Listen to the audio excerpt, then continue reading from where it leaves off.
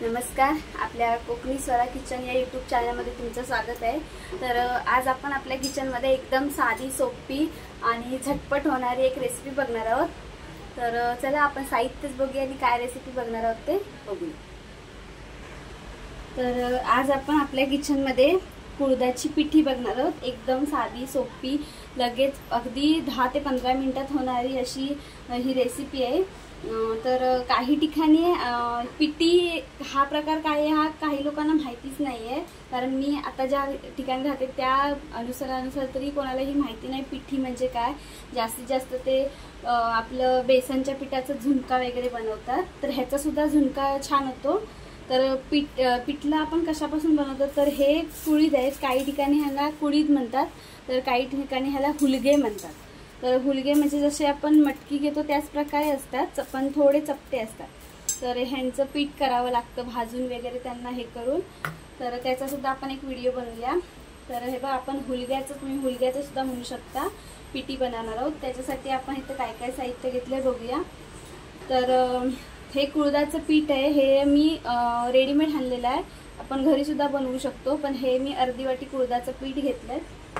एकदम थोडंसं लाल तिखट, हळद पावडर तुम्हाला ऑप्शनल आहे, नाही टाकलं तरी चालेल। त्याच्या व्यतिरिक्त इथं मी हिरवी मिरची घेतली आहे, 2 हिरव्या मिरच्या, थोडासा कढीपत्ता, एक बारीक छोटासा कांदा, ठेचलेला लसूण आणि 2 कोकम आणि थोडंसं खोबरं सुद्धा ऑप्शनल आहे। खोबरं टाकल्यावर खूप छान चव येते, म्हणून मी खोबरं घेतलेलं आहे इथं। तर आधी आपण इथं मी गॅसवर पातेलं ठेवलं होतं गरम करायला। तर आता इथे आपण पातेल्यामध्ये तेल घालूया। थोडंसं तेल घालायचं, जास्त तेल आपल्याला घालायचं नाहीये। थोडंसं तेल घातलंय मी। तेल छान आपल्याला गरम करून घ्यायचंय। तेल थोडंसं गरम झालं, कारण पातेलं तापलेलं होतं, त्याच्यामुळे तेल गरम झाल्यानंतर आपण लसूण घालायचं आहे। लसूण नाही घातलं तरी चालेल, किंवा कढीपत्ता आपल्या कांद्याच्या फोडणीत सुद्धा छान होतं, पण लसूण घातल्यानंतर त्याला एक वेगळीच चव येते। तर लसूण आपल्याला थोडा गुलाबी रंगावर परतून घ्यायचा आहे। लसूण परतला गेलाय बघू शकता। त्याच्यानंतर आपल्याला घालायचे कांदा, हिरवी मिरची आणि कढीपत्ता। हे सगळं आपल्याला मिक्स करून घ्यायचं। कांदा आपला परततोय गुलाबी रंगावर, तोपर्यंत आपण पिठाचं बॅटर बनवून घेऊया। मी तुम्हाला दाखवते। तर पिठाचं बॅटर बनवण्यासाठी आपण हे घेतलेलं कुळदाचं पीठ, जसं तुम्हाला घट्ट पातळ, खरं तर पिठी ही मीडियम घट्टच चांगली लागते। घट्ट केलं तरी सुद्धा पातळ त्याला चव नाहीये। आपला कांदा परततोय तोपर्यंत आपण इकडे बॅटर करूया। त्याच्यामध्ये थोडीशी हळद आणि लाल तिखट घालूया, थोडं पाणी घालूया आणि ह्याला गुठळ्या मोडेपर्यंत छान असं मिक्स करून घ्यायचं।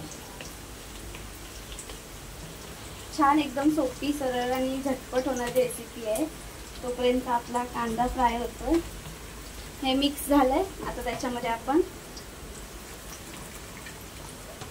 अगोदर घेतलं तेवढंच थोडं पाणी घातलंय। हे बघा, असं पातळ करून घ्यायचंय आपल्याला। मी अजून थोडं पाणी वाढवणार आहे त्याच्यामध्ये। हे बघा, आपण असं पातळ करून घेतलंय।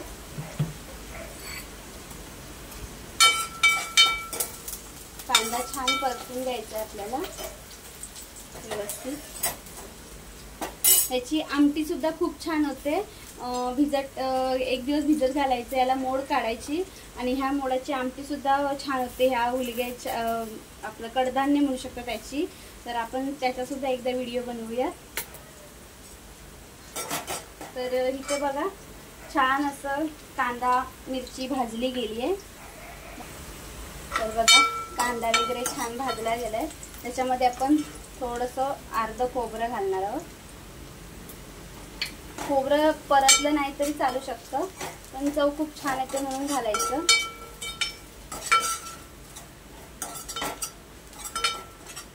खोबरं 1-2 मिनिटं परतल्यानंतर, 1-1.5 मिनिटं परतल्यानंतर जे आपण बॅटर बनवून घेतलं होतं पिठाचं ते घालूया।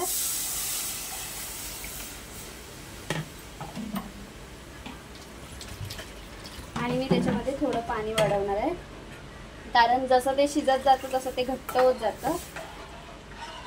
आणि ह्याला जास्त उकळी काढायची नाही, उकळी काढल्यावर मग ते चवीला पण एवढं खास लागत नाही. थोडंसं म्हणजे जसं आपण कढी बनवतो ना तशी त्याला ढवळत ढवळत राहून आपण पिठी बनवून घ्यायची.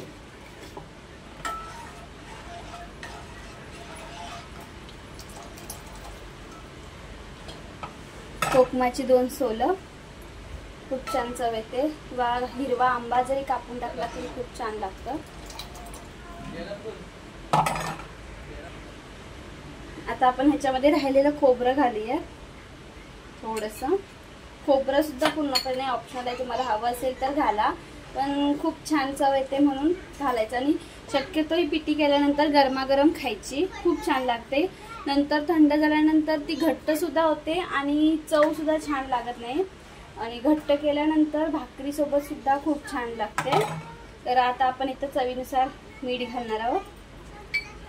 बघा जशी त्याला थोडं उकळी यायला सुरुवात झाली तसं ते घट्ट घट्ट होत गेलं, बघू शकता तुम्ही.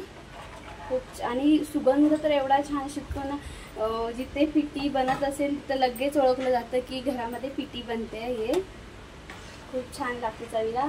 भात, पिठलं आणि लोणचं आणि बाहेर पडणारा पाऊस, खूप कॉम्बिनेशन छान आहे. तुम्ही सुद्धा नक्की ट्राय करा. जर ही तुमच्याकडे भाजणी किंवा हे पीठ भेटत नसेल तर हे हुलगे सगळीकडे उपलब्ध असतात आपल्या दुकानामध्ये. तर तुम्ही ह्या हुलग्यांना काय करायचं, भाजायचं म्हणजे त्याचा सुगंध येईपर्यंत. आणि त्याच्यानंतर त्याच्यामध्ये थोडेसे धणे, जिरे आणि गरम मसाले थोडे थोडे घालून गिरणीवरून दळून आणायचे. तर पण दळण्याच्या आधी हे भाजल्यानंतर आपले घरी जे जातं असतं त्याच्यावरती ह्याची सालं काढून घ्यायची, बारीक करायचं नाही, आपल्याला डाळ बनवून घ्यायची. खूप छान होतं, तुम्ही सुद्धा नक्की ट्राय करा. तर बघा आपली छान अशी पिठी इथं बोलता बोलता तयार झालेली आहे. थोडी थोडी त्याला उकळी आली की इथं आपल्याला आता ढवळत ढवळत बघा अगदी 5 ते 7 मिनिटामध्ये पिठी रेडी झाली आहे. बघू शकता तुम्हाला किती घट्ट हवी पातळ हवी ते तुमच्यावर, तुम्हाला आवडतं तसे तुम्ही हे करू शकता. आणि आपल्याला इथं काहीच नाही, घरच्या साहित्यात सगळं ही पिठी बनते छान अशी. तर आता इथं आपण गॅस बंद करणार आहोत. आणि ही पिठी माझ्या मुलीला खूप आवडते, तर आज मी पिठी बनवली आहे. तर तुम्हाला आजचा हा साधा सोपा एकदम झटपट होणारा पिठीचा व्हिडिओ कसा वाटला हे नक्की कमेंटमध्ये सांगा. आणि तुम्ही सुद्धा नक्की ट्राय करा. गरमागरम भात, पिठी आणि लोणचं खूप छान लागतं. तर तुम्हाला आजचा जर व्हिडिओ आवडला असेल तर लाईक करा, शेअर करा, चॅनलला सबस्क्राईब करा, छान छान कमेंट करा. आणि तुमच्याकडे ह्या जे आपण पिठलं बनवतो त्याच्या कडधान्याला कुळीत म्हणतात की हुलगे म्हणतात ते सुद्धा कमेंटमध्ये मला कळवा. थँक्यू.